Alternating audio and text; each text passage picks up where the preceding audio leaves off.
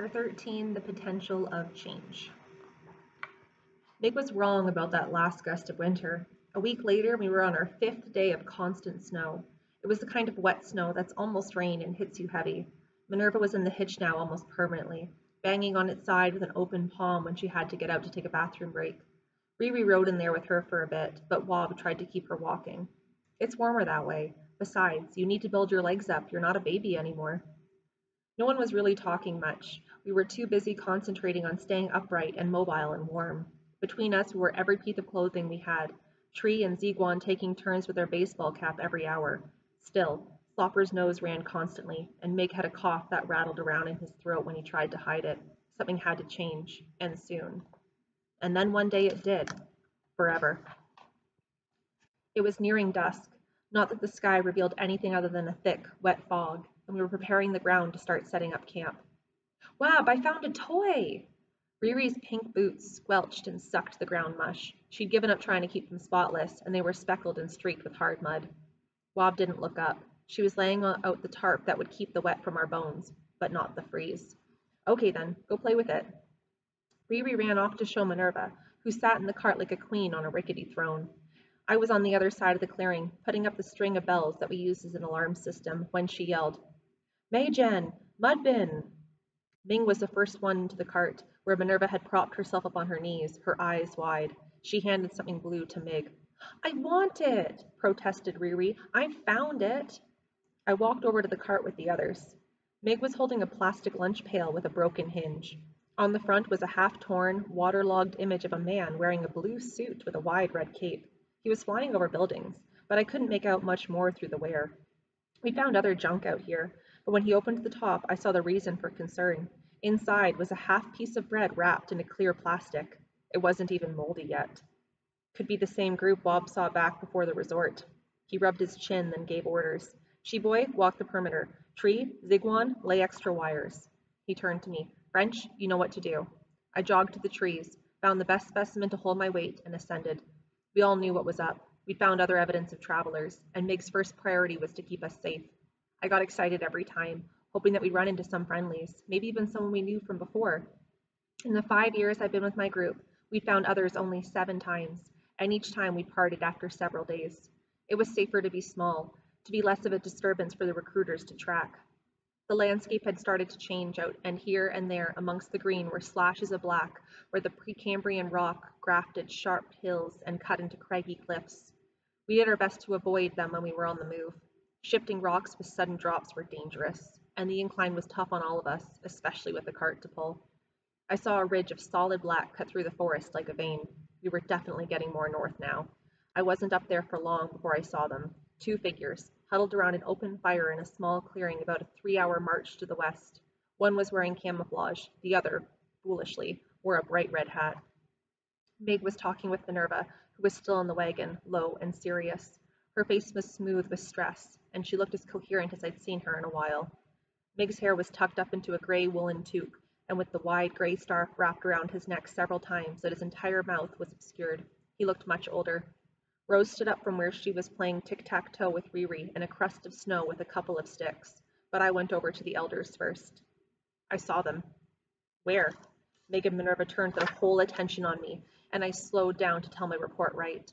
West, maybe 3, maybe 4 hours walk, maybe a bit more with the wagon. 2 people. Couldn't tell who they were, but I didn't see any vehicles, so they're probably not recruiters. You don't know that for sure, and it's dangerous to make assumptions. No, but they just didn't seem like it. I felt stupid and very young. I mean, they were kind of hanging out around a fire. A fire? This early? And where could you see it? I nodded. Mig squinted his eyes and tilted his head back so his scruffy chin popped out of the scarf. That's odd. An early evening fire? And in the open? I nodded again, not sure if he was really asking a question. Recruiters might be that clumsy, but then, if they're out this far, they're hunting for sure.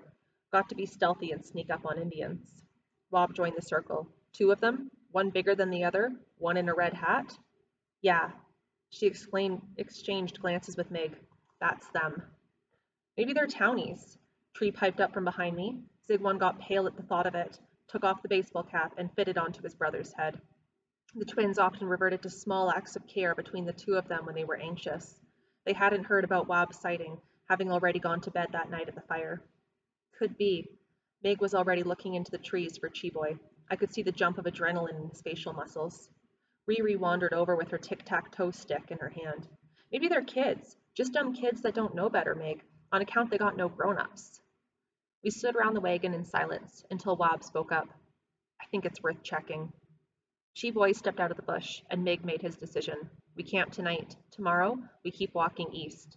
Almost as an afterthought, he said, and we'll see whatever there is to see. Then he started unloading the gear for the night. We woke up early, as usual, and immediately started packing up while Wab and Rose boiled water for the mush and got the youngest and oldest set for the day. We moved at the same speed, just with the alternate set of steps. There was a different potential today, and we could feel it.